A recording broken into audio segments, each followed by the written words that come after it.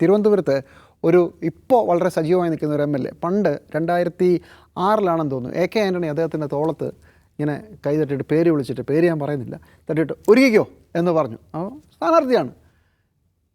List വന്നപ്പോൾ അദ്ദേഹത്തിൻ്റെ പേരില്ല, എ.കെ. ആൻ്റണി പറഞ്ഞതാണ്. അതിനുശേഷം കുറേ കാലത്തേക്ക് ആരെങ്കിലും അദ്ദേഹത്തിൻ്റെ തോളത്തട്ടി അദ്ദേഹം ഞെട്ടുമായിരുന്നു.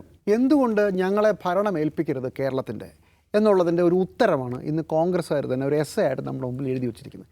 എന്തുകൊണ്ട് ഞങ്ങളെ കൊണ്ട് ഈ പണിക്ക് കൊള്ളില്ല എന്നുള്ളതിൻ്റെ ഏറ്റവും ഇതുപോലെ വ്യക്തമായൊരു ഉത്തരം പറയാൻ പറ്റില്ല.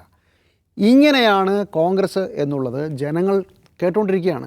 യുവന്മാരെ കൊണ്ട് മര്യാദയ്ക്ക് ഒരു തെരഞ്ഞെടുപ്പ് ലിസ്റ്റ് പോലും പ്രസിദ്ധീകരിക്കില്ല. ഇവരാണ് ഇനി കേരളം ഭരിക്കാൻ പോകുന്നത്.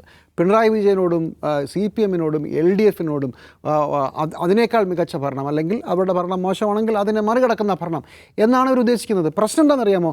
കോൺഗ്രസ്സിൽ പണ്ട് ഇങ്ങനെയൊക്കെ തന്നെയാണ്. സ്ഥാനാർത്ഥിയുടെ പേരെഴുതുന്നു, ചുവര് മായ്ക്കുന്നു, പിന്നെ അടുത്തയാൾ വരുന്നു, അങ്ങനെ ഒരുപാട് കഥകളുണ്ട്.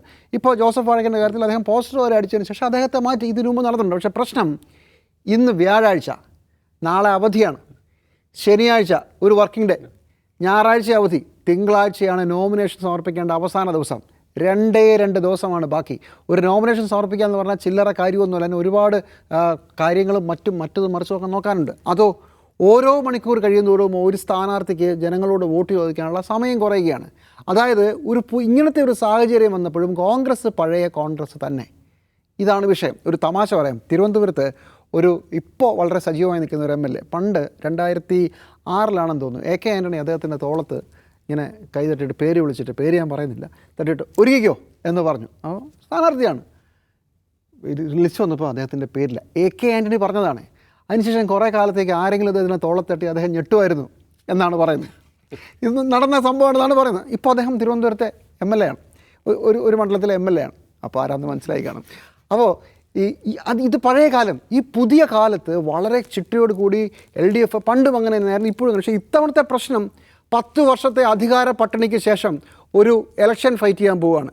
കഷ്ടകാലത്തിന് ആ ഇലക്ഷൻ വളരെ പെട്ടെന്ന് വരികയും 10-21 ദിവസമേ ഇനിയുള്ളൂ എന്നൊരു സ്ഥിതിയും വരികയാണ്. അപ്പോൾ ജനങ്ങളുടെ ഓർമ്മയിൽ ഈ 2 ആഴ്ച മുമ്പത്തെ സംഭവമൊക്കെ സജീവമായി നിൽക്കും. ശബരിമലയാണോ ഓർത്തിരിക്കുക? 2 ദിവസം 3 ദിവസം ഒരാഴ്ചയൊക്കെ KPCC നേതാക്കൾ ഡൽഹിയിൽ പോയി ഫ്ലൈറ്റിൽ ഇറങ്ങും, തിരിച്ച് വീണ്ടും കയറും, വരും, കയറും, ഇങ്ങനെ നടന്നിട്ടും പട്ടിക വരാതിരുന്നാണോ ജനങ്ങളുടെ ഓർമ്മയിൽ വരിക?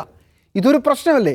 അപ്പോൾ ഒരു പ്രത്യേക സാഹചര്യത്തിൽ അപ്പോൾ പോലും കോൺഗ്രസ്സിന് ഉണർന്ന് പ്രവർത്തിക്കാനായില്ല എന്നുള്ളത് കോൺഗ്രസ്സിനെ തോൽപ്പിക്കാനുള്ള ഒരു കാരണമായി മാറുകയാണ്.